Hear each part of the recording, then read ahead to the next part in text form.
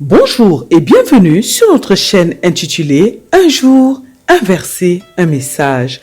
Nous sommes dans notre rubrique Présentation des livres de la Bible.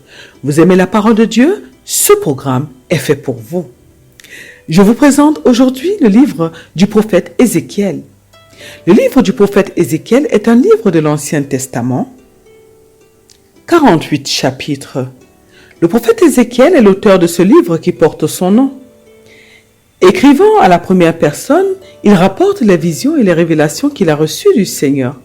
Le prophète Ézéchiel est un prêtre qui se trouvait parmi les Juifs qui ont été faits captifs et qui ont été emmenés à Babylone par le roi Nebuchadnezzar vers 597 avant Jésus-Christ. D'après le récit du livre de 2 Rois, chapitre 24, les versets 14 à 16, les Babyloniens ont capturé la plupart des principaux dirigeants juifs du pays et de l'époque. Il est donc possible que le prophète Ézéchiel vienne d'une famille éminente et influente.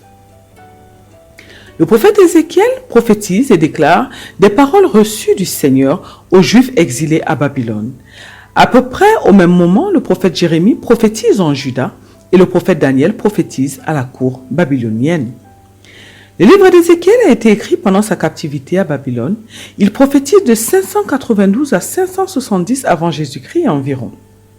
Et après avoir été emmené en captivité, le prophète Ézéchiel s'installe avec d'autres juifs dans un endroit appelé Tel Abib, près du fleuve Kébar. C'est à cet endroit-là qu'il rapporte que les cieux se sont ouverts à lui et qu'il a eu des visions de Dieu. Plus d'une fois dans le livre du prophète Ézéchiel, nous lisons que le Seigneur le compare à une sentinelle sur une tour. À travers cette comparaison, le Seigneur souligne à la fois la responsabilité des prophètes d'avertir son peuple des dangers imminents et aussi la responsabilité du peuple de réagir à l'alerte donnée par la sentinelle. De plus, nous apprenons que nous sommes tous responsables de nos actes et que nous serons punis ou récompensés selon les choix que nous faisons sur la terre.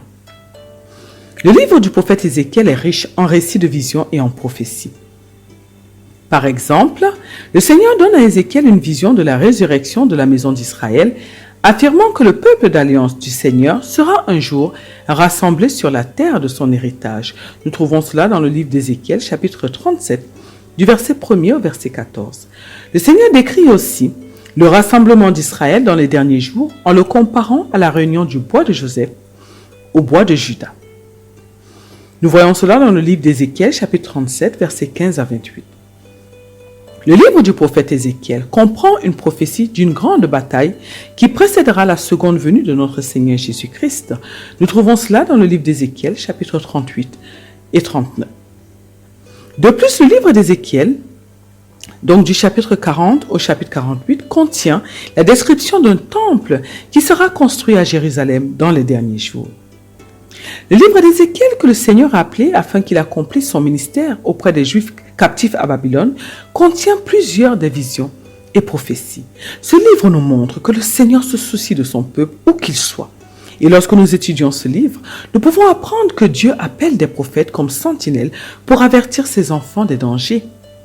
Bien qu'il date de l'époque durant laquelle Jérusalem subit la destruction, le livre du prophète Ézéchiel est plein d'espoir. En effet, le prophète voit au-delà des tragédies de son temps une époque future de renouveau où le Seigneur rassemblera son peuple, lui donnera un cœur nouveau, un esprit nouveau et l'aidera à respecter ses lois. Nous trouvons cela dans le livre d'Ézéchiel, chapitre 36, verset 21 et celui d'Ézéchiel, chapitre 24, verset 28. Le fait d'étudier le livre d'Ézéchiel nous permet de fortifier notre foi dans le pouvoir du Seigneur. Il nous permet de transformer les personnes et les nations. Ces personnes peuvent apprendre que quiconque se repent de ses iniquités recevra la miséricorde, l'amour et le pardon de Dieu. Nous sommes arrivés à la fin de ce programme. Merci de l'avoir suivi. Merci de vous abonner afin de soutenir notre chaîne. Merci de liker et de partager ce travail afin que plusieurs en bénéficient et que la parole de Dieu puisse se répandre partout dans le monde. Que Dieu vous bénisse et à très bientôt pour une autre présentation.